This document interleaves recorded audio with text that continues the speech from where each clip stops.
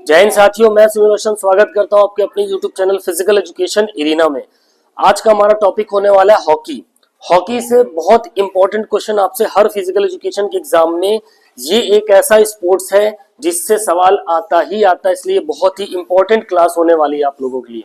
ठीक है, जो भी साथी इस चैनल पर नए होंगे, चैनल को सब्सक्राइब करके बेल आइकन जरूर दबाएं, और साथ ही हमें सपोर्ट करने के लिए आप चैनल का ज्वाइन बटन भी ले सकते हैं। चलिए देर नहीं करेंगे, फटाफट से स्टार्ट करेंगे क्लास को हम।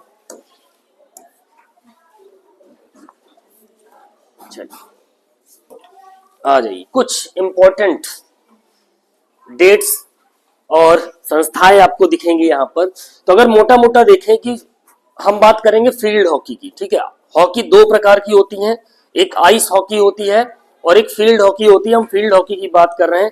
फील्ड हॉकी का अगर हम इतिहास देखें तो कहीं ना कहीं क्या होता है भैया, इसका जो उदय था वो इंग्लैंड से माना गया। ठीक है, कहां से? इंग्लैंड से। ठीक है, यानी फील्ड हॉकी यानी मैदान में जो हॉकी का सफर शुरू होता है वो कहां से शुरू होता है भैया? इंग्लैंड से शुरू होता है, इंग्लैंड से।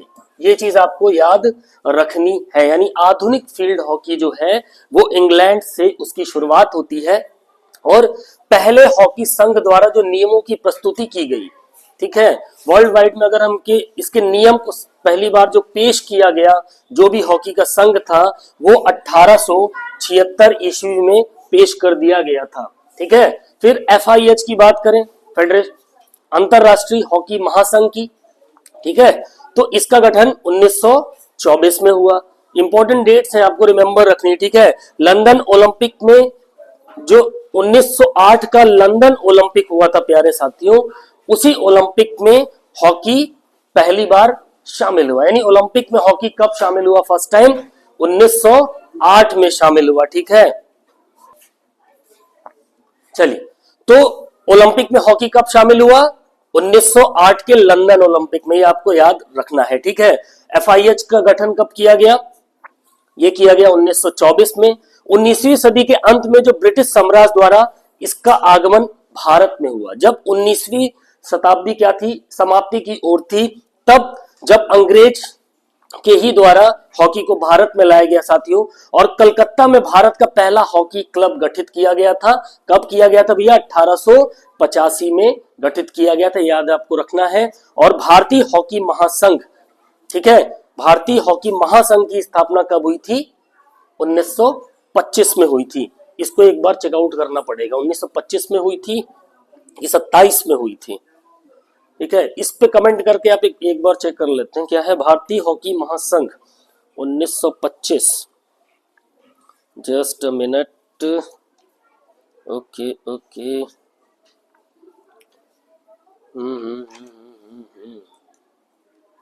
भारतीय हॉकी महासंघ कहाँ है भाई? हाँ ठीक है, सही बात है, 1925 में, 1925 में ही भारतीय हॉकी महासंघ की स्थापना हुई थी साथियों। ठीक है, ये चीज आप याद रखिएगा। और 1885 में आपका पहला हॉकी क्लब कलकत्ता में स्थापित कर दिया गया था। ओके, अब इसका मुख्यालय कहाँ है भैया? इसका मुख्यालय ग्वालियर में है आपका। भारतीय हॉकी महासंघ का मुख्यालय कहां पर है? ग्वालियर। ये पॉइंट भी आप याद रखिएगा। इसका अगर मुख्यालय के हेडक्वार्टर की बात करेंगे तो कहां पर है? ग्वालियर में। ठीक है, ग्वालियर में इसका मुख्यालय है। एम्स्टर्डम ओलंपिक खेलों में भारत की पहली भागीदारी, यानी 1928 में जो ओलंपिक हुए थे एम्स्टर्डम में, भारत ने पहली बार पार्टिसिपेट किया था ओलंपिक में हॉकी में। कब? 1928 में, और शुरुआत हुई थी गोल्ड मेडल के साथ। ठीक है, तो ये मोटा मोटा ये कुछ पॉइंट्स है जहां से सवाल आपसे पूछे जा सकते हैं। जैसे भारतीय हॉकी महासंघ की स्थापना 1925 में हुई, जिसका मुख्यालय कहाँ है भैया? ग्वालियर में है। ठीक है, और इसका मुख्यालय, ठीक है, लेकिन अब शुरुआत में जब इसका मुख्यालय बना था तब ग्वालियर में बना था, लेकिन 1927 में इसका ग्वालियर शिफ्ट हो गया, उसको ट्रांसफर कर दिया गया। कहां पर भैया? उसको ट्रांसफर कर दिया गया आपका दिल्ली में। यानी अब करंट टाइम पे अगर देखा जाए तो अब करंट में उसका हेडक्वार्टर क्या होगा? दिल्ली। लेकिन शुरुआती दौर में भारतीय हॉकी महासंघ का जो मुख्यालय बना वो कब बना, कहां पर बना? ग्वालियर में। 2027 में कब शिफ्ट किया गया? सॉरी, 1927 में शिफ्ट कर दिया गया। ठीक है, ओके, ये चीज आपको याद रखनी है। और अब इसी का नाम बदल करके क्या हो गया है, इसका नाम चेंज करके अब रख दिया गया हॉकी इंडिया। 2009 में भारतीय हॉकी महासंघ का नाम बदलकर क्या हो गया, हॉकी इंडिया। यानी अब हम इसको किस नाम से जानते हैं, हॉकी इंडिया के नाम से जानते हैं। ये चीजें आपको रिमेंबर रखनी है, ठीक है। आगे बढ़ते हैं इसी क्रम में, कुछ बहुत इंपॉर्टेंट चीजें आपको मिलेंगी। अब आ जाओ थोड़ा सा गेम के ऊपर आते हैं, मुख्य तथ्यों पे। खेल, हॉकी खेल की अवधि, पहली चीज तो एक टीम गेम है और टाइमिंग से ये गेम खेला जाता है। तो इसकी टाइमिंग टोटल कितनी है भैया, 60 मिनट का ये खेल होता है। कितने मिनट का, 60 मिनट का ये खेल होता है, जिसको हम 4 क्वार्टर्स में बांट दिया गया। कितने क्वार्टर्स में, 4 क्वार्टर्स में डिवाइड हो गया। 15-15 मिनट के 4 क्वार्टर में आपका हॉकी मैच की अवधि, उसकी ड्यूरेशन होती है, ठीक है। पहले 15-15 मिनट के बीच में कितना रेस्ट मिलेगा, 2 मिनट का रेस्ट मिलता है, इंटरवल का जो टाइमिंग होता है रिसेस का। फिर उसके बाद 10 मिनट का, फिर दो आखिरी के 2 क्वार्टर के बीच में कितने मिनट का, 2 मिनट का। यानी 15-2-15, 10-15-2-15। ये आपको याद रखना, ये सवाल पूछे जाने की पूरी संभावना है, ठीक है। फिर हॉकी की गेंद के वजन की बात कर लें तो 156 से 163 ग्राम हॉकी की गेंद का वजन होता है भैया। टोटल 4 ऑफिशियल्स होते हैं इसमें, 4 अधिकारी होते हैं, 4 ऑफिशियल्स होते हैं, जिसमें 2 फील्ड अंपायर होंगे आपके और एक रिकॉर्ड कीपर होगा और एक टाइम कीपर होता है, ठीक है। आपकी हॉकी स्टिक का वजन से आपसे सवाल पूछा जा सकता है, 773 ग्राम। कितना, हॉकी स्टिक का वजन कितना, 773 ग्राम, ठीक है। ओके, 773 ग्राम हो गया, ये मैक्सिमम है। हाँ ठीक है, मैक्सिमम दे रखना। अधिकतम वजन कितना होगा, 773 ग्राम। इससे ज्यादा भारी हॉकी स्टिक नहीं होनी चाहिए। और मिनिमम आपका होता है भैया कितना, 623। अगर मिनिमम वेट भी आपसे पूछ ले, मिनिमम वेट अगर पूछ ले तो कितना होगा, 623 ग्राम, ठीक है। यानी 623 ग्राम से 773 ग्राम के बीच में हॉकी स्टिक का क्या होना चाहिए, वजन होना चाहिए, वेट होना चाहिए। आपसे ऑन्स में भी पूछ सकता है, ग्राम में तो याद कर लिया, ऑन्स में पूछ लेगा वजन, तब कितना हो सकता है। तो ऑन्स में आपका जो हॉकी स्टिक का वजन होता है भैया, वो 12 से 28 ऑन्स के बीच में होता है, ठीक है। अगर ऑन्स में पूछेगा तो 12 से 28 ऑन्स, ठीक है, हॉकी स्टिक का क्या होगा, वेट होगा। ये भी चीज आपको याद रखनी है, ठीक है। और साथ ही साथ इंपॉर्टेंट चीज अगर इसमें और अगर हम देखें, ठीक है, इतनी चीज हो गई, ठीक। टोटल सदस्य कितने होते हैं, टोटल नंबर ऑफ प्लेयर 18 होते हैं। 16 मेन प्लेयर होते हैं, 2 सब्स्टिट्यूट अब रखे जाते हैं, इसलिए 18 हो गए। इसमें 2 गोलकीपर्स होते हैं, 11 प्लेइंग प्लेयर्स होते हैं, 11 खेलते हैं, ठीक है। तो ये इतने इंपॉर्टेंट पॉइंट आपको रिमेंबर रखने हैं। बॉल पे अगर आ जाए तो बॉल का वजन 156 से 163 हो गया। सरकमफेरेंस भी आपसे पूछ सकता है, अगर गेंद का परिधि पूछ ले, सरकमफेरेंस आपसे पूछ ले भैया, तो सरकमफेरेंस कितना हो जाएगा, 224 से 235, ठीक है। 224 से 235, 224 से 235 मिलीमीटर सरकमफ्रेंस होता है भैया, मिलीमीटर, ठीक है। क्या होता है, सरकमफ्रेंस होता है, सरकमफ्रेंस, ठीक है। परिधि, बॉल की जो परिधि होगी वो 224 से 235 मिलीमीटर होनी चाहिए, ठीक है। ये चीज आपको ध्यान में रखनी है, ओके,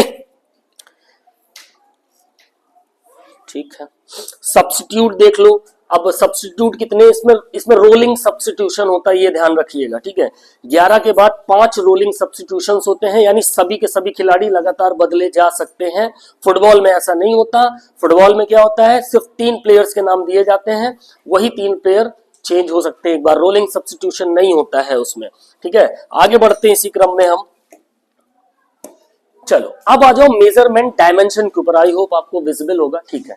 लंबाई, चौड़ाई, डी, कुछ इस प्रकार का रेक्टेंगुलर शेप में आपका हॉकी का मैदान होता है भैया। कैसा आकार होता है, आयताकार होता है, रेक्टेंगुलर शेप में होता है, जिसकी लंबाई होती है 100 गज। कितनी, 100 गज, 16 यार्ड लंबाई होती है भैया। मीटर में अगर बात कर लें 91.40 मीटर, 91.40 मीटर आपकी लेंथ हो जाती है। यार्ड में 100 गज हो जाती है। चौड़ाई की बात करेंगे तो कितनी, 55 मीटर चौड़ाई हो जाती है और यार्ड में 60 यार्ड आपकी चौड़ाई हो जाती है। ठीक है, 60 गज, यानी 100 गुणे 60 गज की माप होती है आपकी। इसी के अंदर फिर पूरा मेजरमेंट होता है। ठीक है, फिर कॉर्नर में फ्लैग्स भी लगे होते हैं। ठीक है, कॉर्नर में 4 फ्लैग्स होते हैं, इन फ्लैग्स की भी मेजरमेंट होती है। फ्लैग्स की लंबाई कितनी होती है, 1.20 से 1.50 मीटर, याद रखिएगा। साइड में जो झंडे लगे होते हैं यहाँ पर, इनकी जो हाइट होती है भैया वो कितनी होती है, 1.20 से 1.50 मीटर। ये आपको ध्यान में रखना है, कभी कभी यहां से भी सवाल आपसे पुटअप हो जाते हैं। फिर 25-25 गज के एरिया में ये बटा हुआ होता है 4 भाग में, 25 यार्ड के 25 यार्ड के 4 भाग में बटा हुआ होता है आपका हॉकी का ग्राउंड। ठीक है, ये आपको ध्यान में रखना है। अब आ जाओ। ठीक है, पेनल्टी स्पॉट जो यहाँ पर बना होता है कितनी डिस्टेंस पे होता है गोल लाइन से, वो आपका 6.40 मीटर पे होता है। गज में ले लोगे तो 7 यार्ड में होता है। ठीक है, गज में पूछ ले 7 यार्ड पेनल्टी स्पॉट की दूरी हो जाती है, मीटर में 6.40 मीटर हो जाती है, सेम एज इट इज। फिर आपका जो डी वाला सर्किल होता है, ठीक है, 16 यार्ड पे होता है, 16 गज पे। ठीक है, जो येलो वाला मार्क आपको दिख रहा है ये 16 गज पे होती है। ठीक, ये आपको ध्यान में रखना है, जिसको हम क्या बोलते हैं, शूटिंग सर्कल बोलते हैं। इसको क्या बोलते हैं, शूटिंग सर्कल बोलते हैं, या हम स्पोर्ट्स की भाषा में डी कह के भी रिप्रेजेंट करते हैं। गज में पूछ ले 16 गज, मीटर में पूछ ले भैया 14.63 मीटर। क्या होता है, इसकी रेडियस होती है। ध्यान रखिए क्या होता है, ये इसका रेडियस होता है, त्रिज्या होती है इसकी। ओके, इतनी चीजें क्लियर हुई। लंबाई आपको याद रखनी है, 100 गज होती है, मीटर में 91.40 मीटर होती है। चौड़ाई आपकी 60 गज होती है, जो कि मीटर में 55 गज होती है। जो फ्लैग्स लगे होते हैं 1.20 से 1.50 मीटर उनकी हाइट होती है। जितनी भी मार्किंग लाइंस आपको यहाँ पर दिख रही हैं, ठीक है, पेनल्टी स्पॉट को छोड़कर ये सारी 5 सेंटीमीटर की होती हैं, ये ध्यान में रखिएगा। जितनी भी पट्टियां हैं, व्हाइट पट्टियां हैं, पेनल्टी स्पॉट्स को छोड़कर सारी कितने सेंटीमीटर की होती हैं, 5 सेंटीमीटर की होती है। ठीक है, ये चीज आपको ध्यान में रखनी है। चलिए आगे बढ़ते हैं, और क्या कहानी है।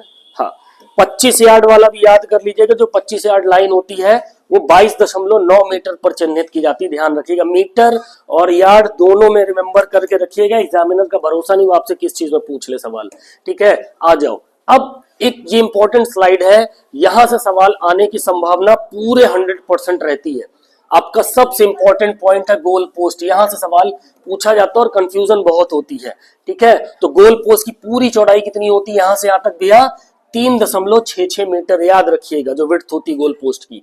ठीक है, जो बैकबोर्ड लगा होता है यहाँ पर, ये वाला, इसकी जो ऊंचाई होगी 640 मिलीमीटर होगी। ठीक है, और इसकी गहराई अंदर की तरफ ही कितना गहरा होता है, पोस्ट, गोल पोस्ट आपका 1.20 मीटर गहरा होता है। पूरे गोल पोस्ट की अगर ऊंचाई ले लोगे तो 2.14 मीटर होती है। ये ध्यान में रखना है। ये डायग्राम एकदम दिमाग में सेट कर लीजिए, यहां से सवाल 100% पूछे जाते हैं, कहीं ना कहीं उठा के रखेगा एग्जामिनर इनको। ठीक है, ये इनके बारे में हमने पीछे डिस्कस कर लिया था, फिर से देख लेते हैं। तो बॉल की परिधि अभी बताई 224 से कितनी होती है, 235 मिलीमीटर। रंग कैसा होता है, सफेद होता है। किस चीज की बनी होती है, प्लास्टिक की, हार्ड प्लास्टिक की बनी होती है। वजन 156 से 163 ग्राम होता है। ठीक है, फिर हॉकी स्टिक की बात कर ले तो अब पहले तो लकड़ियों की बनती थी, अब मैक्सिमम जो हॉकी स्टिक आती है इंटरनेशनल लेवल पे वो ज्यादातर फाइबर ग्लास से बनी होती है और फाइबर की बनी होती है। बट लकड़ी की भी होती है, कार्बन की भी होती है, फाइबर की होती है, फाइबर ग्लास, ठीक है, ग्रेफाइट्स की भी होती है। इन सबसे मिलकर के बढ़िया बेहतरीन हॉकी बनती है। इसका वजन मैक्सिमम कितना, 737 ग्राम, मिनिमम 600 कितना था, 23, मिनिमम 623 ग्राम। ठीक है, ये हो गया आपका। अब गोलकीपर देख लो, गोलकीपर सबसे डिफरेंट दिखता है। तो एक इसकी अलग, इसकी जो शर्ट, इसकी जो ड्रेस होगी ना, वो पूरी टीम से बिल्कुल डिफरेंट होगी। साथ ही इसकी जो स्टिक होती है ना, वो यहाँ से ऐसे कर्व होती है, मुड़ी हुई होती है वी शेप में, ऐसे करके। तो हो सकता है यहाँ से भी पुटअप कर ले, बट इतना इस टाइप के सवाल बहुत ही कम पूछे जाते हैं, बट फिर भी आप याद रखिए कि गोलकीपर की जो हॉकी स्टिक होती है वो बाकी खिलाड़ियों से कैसी होती है, बिल्कुल अलग होती है। ठीक है, चलिए अगला सवाल। अब कुछ इंपॉर्टेंट आपके बुनियादी नियम, अनुशासन और निष्पक्षता। देखो, खिलाड़ी के समतल हिस्से यानी जो फेस से ही गेंद को मारेंगे। जो हॉकी का फेस एरिया होता है, फ्रंट वाला एरिया होता है, बैक साइड का नहीं, उसी से बॉल को टच किया जा सकता है, जो इस साइड का हिस्सा होता है। ठीक है, गोलकीपर के अलावा कोई भी खिलाड़ी गेंद को हाथ, पैर या शरीर के किसी अन्य हिस्से से टच नहीं कर सकता है। अगर टच करेगा तो कैरिड फाउल हो जाता है। विपक्षी टीम के केवल 2 खिलाड़ी गेंद के लिए टैकल कर सकते हैं।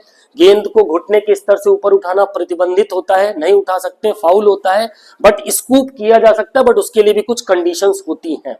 ठीक है, जानबूझकर किसी भी डिफेंडर को अपने शरीर से ढकेलने की अनुमति नहीं होती है। जब गेंद साइड लाइन पार करती है तो विपक्षी टीम खिलाड़ी को क्या दे दी जाती है, लॉन्ग हिट, शॉर्ट हिट दे दी जाती है। ठीक है, हिट दी जाती है। चलो आ जाओ, अब कार्ड्स की बात कर लेते हैं। 3 प्रकार के कार्ड दिए जाते हैं हॉकी खेल के अंदर। ठीक है, जो रेफरी होते हैं कार्ड का इस्तेमाल करते हैं, तो ग्रीन, येलो और रेड, ये 3 कलर के कार्ड दिए जाते हैं। ठीक है, ओके, ठीक, ग्रीन, येलो, रेड। हरा कार्ड कब दिया जाएगा, पहले वार्निंग दी जाती थी ग्रीन कार्ड में, अब ग्रीन कार्ड का मतलब 2 मिनट के लिए बैठा दिया जाता है। ठीक है, 2 मिनट का सस्पेंशन हो जाता है। खिलाड़ी ने अगर कोई फाउल किया, कोई डेंजरस फाउल किया, उसको ग्रीन कार्ड अगर मिल गया तो क्या हो जाएगा, कितने मिनट के लिए बाहर बैठा देंगे, 2 मिनट के लिए, और उस दौरान कोई भी सब्स्टिट्यूशन अंदर नहीं आएगा। ठीक है, येलो कार्ड होता है तो इसमें 5 से 10 मिनट के लिए खिलाड़ी को बाहर कर देते हैं। इसमें भी सेम कंडीशन, एक खिलाड़ी बाहर गया तो जब तक उसका वो टाइम पीरियड खत्म नहीं होगा तब तक दूसरा आप नहीं भेज सकते हो। रेड कार्ड का मतलब भैया उस टूर्नामेंट से या उस मैच के लिए उस खिलाड़ी को बैन किया जा सकता है, प्रतिबंध लगाया जा सकता है उसके ऊपर। ठीक है, या तो उस मैच के लिए हटा देंगे या तो पूरे टूर्नामेंट से हटा देंगे। तो ये हो गया कार्ड का सिस्टम। फ्री हिट जो होती है, ठीक है, जब फ्री हिट मिलती है तो क्या होता है, कितनी डिस्टेंस होनी चाहिए खिलाड़ियों के बीच में, 5 गज की दूरी पर ही खड़े होंगे। ठीक है, 5 गज, 5 मीटर स्कोरिंग सर्कल के बाहर हुए फाउल के लिए दिया जाता है फ्री हिट। ओके, सभी विपक्षी खिलाड़ी को गेंद से 5 मीटर दूर रहना चाहिए। देखो होता क्या है कि जो पेनल्टी कॉर्नर्स वगैरह दिए जाते हैं उसके लिए है। ठीक है, जब शूटिंग सर्कल के अंदर या डी वाला जो एरिया है ना, उसके अंदर कैरिड फाउल हो जाए या बॉडी में किसी के टच हो जाए बॉल, तो विपक्षी प्लेयर को क्या मिल जाती है, पेनल्टी कॉर्नर दिया जाता है। तो पेनल्टी कॉर्नर में 5 खिलाड़ी उधर से टैकल करते हैं, बट जो अपोनेंट खिलाड़ी होते हैं मिनिमम 5 मीटर का डिस्टेंस होना चाहिए। ठीक है, हालांकि डी के बाहर ही रखते हैं।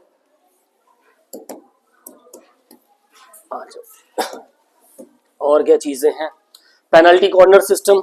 ठीक है, ये देखो कब दिया जाता है, जब कोई रक्षात्मक खिलाड़ी स्ट्राइकिंग सर्कल के अंदर या गोल क्षेत्र के 25 गज के भीतर फाउल कर देता है। देखो इसके अंदर अगर ये जो पूरी 21 गज वाली होती है ना, 21 गज वाला होगा, 21 गज के अंदर एक जो डॉटेड डी होती है, इसके अंदर या इसके अंदर अगर फाउल होता है तो क्या दिया जाता है, पेनल्टी कॉर्नर। नॉर्मल फाउल होता है, कैरिड वगैरह हो गया, हल्का सा पुशिंग हो गया, ठीक है, तो उसमें आपको क्या मिल जाएगा, पेनल्टी कॉर्नर। लेकिन पेनल्टी स्ट्रोक कब दिया जाता है, डेंजरस फाउल आपने कर दिया, जानबूझकर ढकेल दिया खिलाड़ी को, तब पेनल्टी स्ट्रोक दिया जाता है।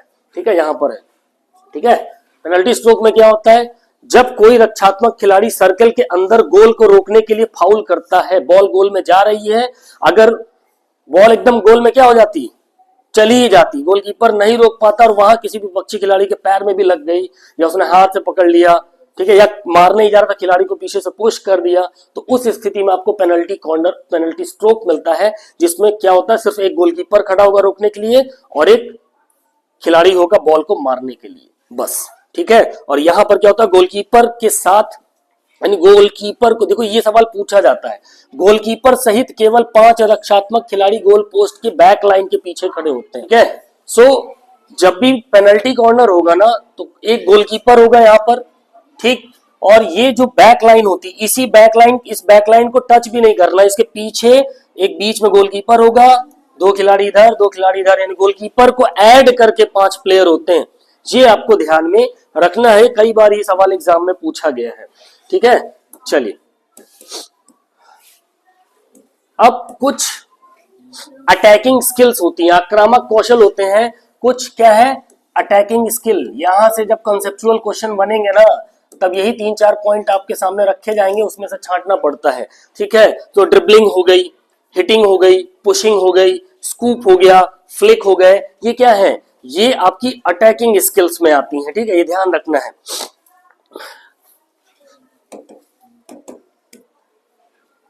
फिर डिफेंसिव स्किल्स की बात कर लें, डॉजिंग करना, गोल कीपिंग एक डिफेंसिव स्किल में आती है, ठीक है। सब्स्टिट्यूशन भी होता है, ठीक है, और गेंद को रोकना, स्टॉपिंग करना, बॉल को स्टॉप करना, ठीक है, ये सब डिफेंसिव स्किल में आ जाती है आपकी।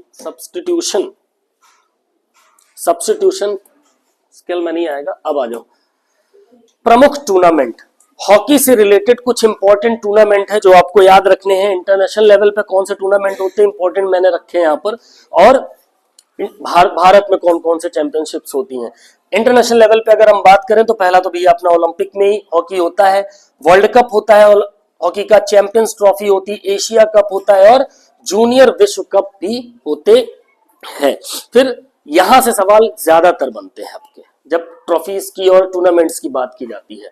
तो फेडरेशन कप का संबंध आपका हॉकी से है, Indira Gandhi gold cup hockey से है, आगा खां कप और जूनियर नेहरू हॉकी ट्रॉफी, ये अधिकतर ज्यादातर आपके उसमें पेपर्स में पूछे हुए हैं, ठीक है। तो इनको रिमेंबर रखिएगा, याद रखिएगा, यहां से आपसे सवाल पुटअप किया जा सकता है, ठीक है।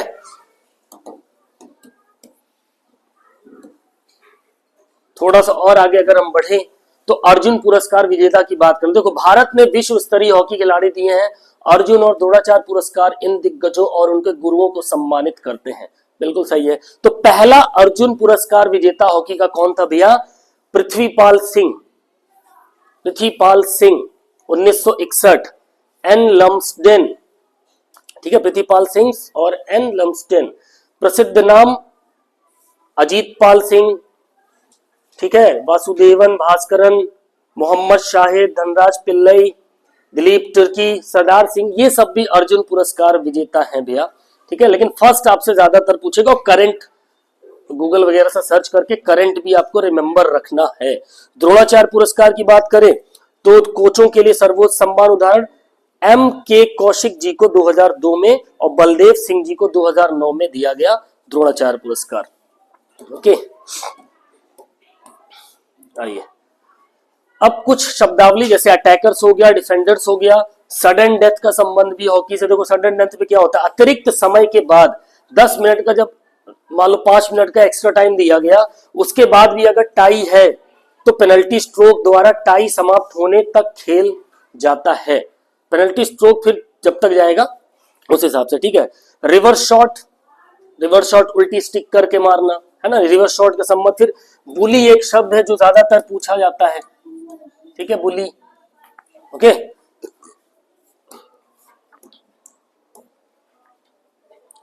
अभी ये ज्ञान परीक्षा, अब कुछ और इंपॉर्टेंट पॉइंट्स के ऊपर मैं आपसे डिस्कस करूंगा, ठीक है। कुछ चीजें अगर रह गई तो उसको क्लियर। फर्स्ट अर्जुन अवॉर्डी, ठीक है, फर्स्ट अर्जुन अवॉर्डी कौन थे, अभी पीछे हमने डिस्कस किया, क्योंकि ये इंपॉर्टेंट पॉइंट्स है आपको याद रखने हैं। कौन थे, पृथ्वीपाल सिंह, ठीक है, पृथ्वीपाल सिंह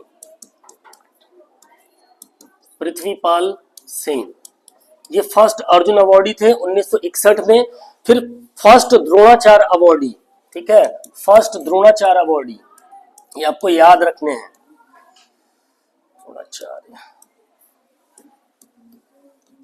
फर्स्ट द्रोणाचार्य अवॉर्डी की बात करें तो ये कौन थे भैया, फर्स्ट द्रोणाचार्य अवॉर्डी आपके कहां गए ताऊ जी, एम के कौशिक,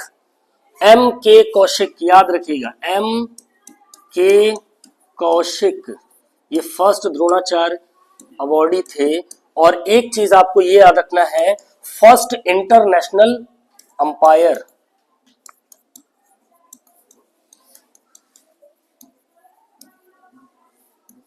फर्स्ट इंटरनेशनल अंपायर इनके कौन थे भैया, पंकज,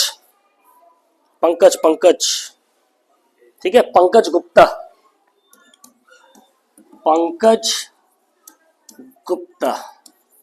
ये 3 पॉइंट आपको याद रखते हैं, ठीक है।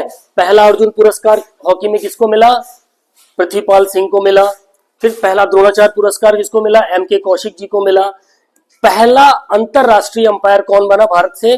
पंकज गुप्ता जी बने। ठीक है, ये 3 इंपॉर्टेंट पॉइंट आपको अभी ये भी दिमाग में सेट रखने, यहां से भी सवाल आपसे पूछा जा सकता है। खत्म कर ले इसको। इतनी चीजें हो गई।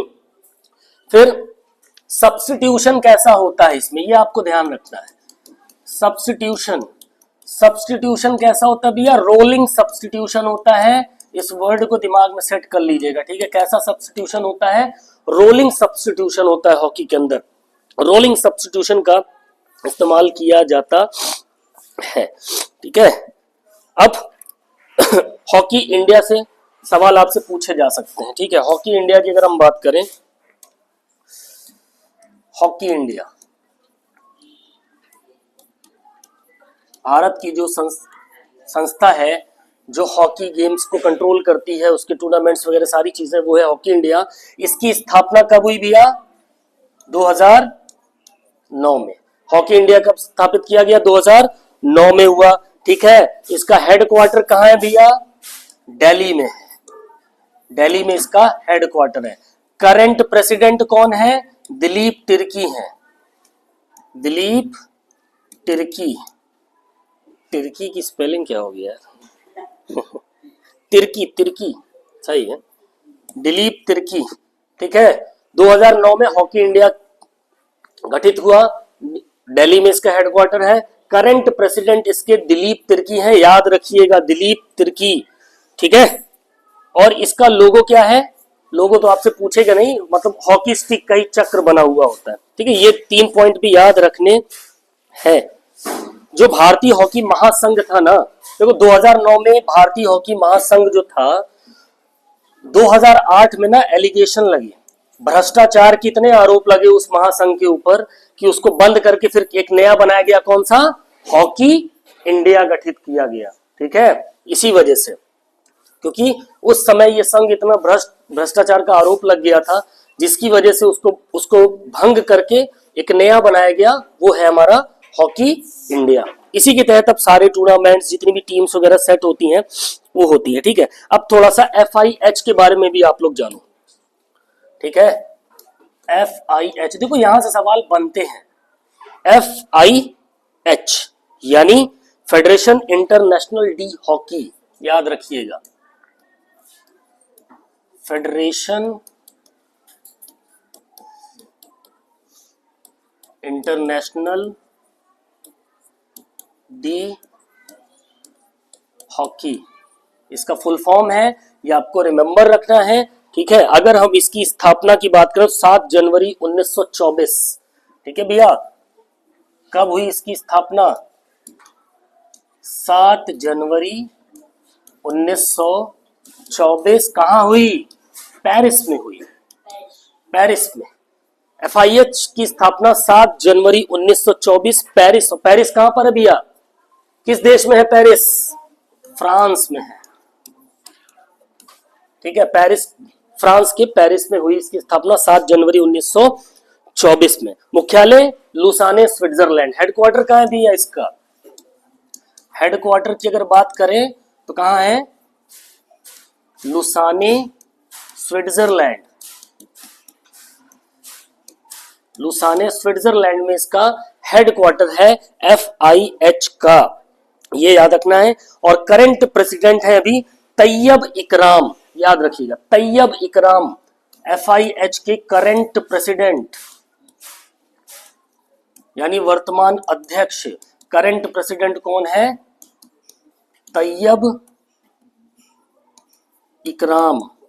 और इसके जो सदस्य देश है ना, वो कितने हैं टोटल? इस FIH के अंदर टोटल कितने राष्ट्र आते हैं, कितने देश आते हैं, सम्मिलित होते हैं, कितने राष्ट्र आते हैं, ये आपको याद रखना है। सदस्य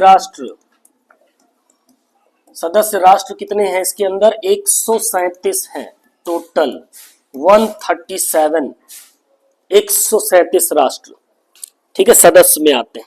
ठीक है, ये इंपॉर्टेंट पॉइंट है, ये आपको रिमेंबर रखने हैं जो मैंने अभी बताए। ठीक है, कौन कौन से पॉइंट्स बताए आपको कि फर्स्ट अर्जुन अवार्डी कौन थे भैया? पृथ्वीपाल सिंह थे। ठीक है, द्रोणाचार्य अवार्ड पहले सबसे पहले हॉकी में किसको मिला? एम के कौशिक को मिला। और पहला अंतरराष्ट्रीय अंपायर हॉकी का कौन बना भारत से भैया? पंकज गुप्ता। फिर क्या हो गया भाई? फिर सब्स्टिट्यूशन कैसा होता है? रोलिंग सब्स्टिट्यूशन होता है। इसमें कैसा सब्स्टिट्यूशन होता है? रोलिंग सब्स्टिट्यूशन होता है। हॉकी इंडिया की बात की हमने। हॉकी इंडिया की स्थापना कब हुई या कब गठित किया गया? इसको 2009 में, 2008 में भारतीय हॉकी महासंघ को भंग कर दिया गया भ्रष्टाचार के उसमें, और इसका मुख्यालय दिल्ली में है। और करंट प्रेसिडेंट कौन है इसके? दिलीप तिर्की है। फिर फेडरेशन इंटरनेशनल डी हॉकी, इसकी बात अगर हम करें FIH की, तो 7 जनवरी 1924 में क्या हुआ? इसकी स्थापना की गई। कहां पर? पेरिस, फ्रांस में। हेडक्वार्टर का है लुसाने, स्विट्जरलैंड। करंट प्रेसिडेंट कौन है? तैयब इकराम।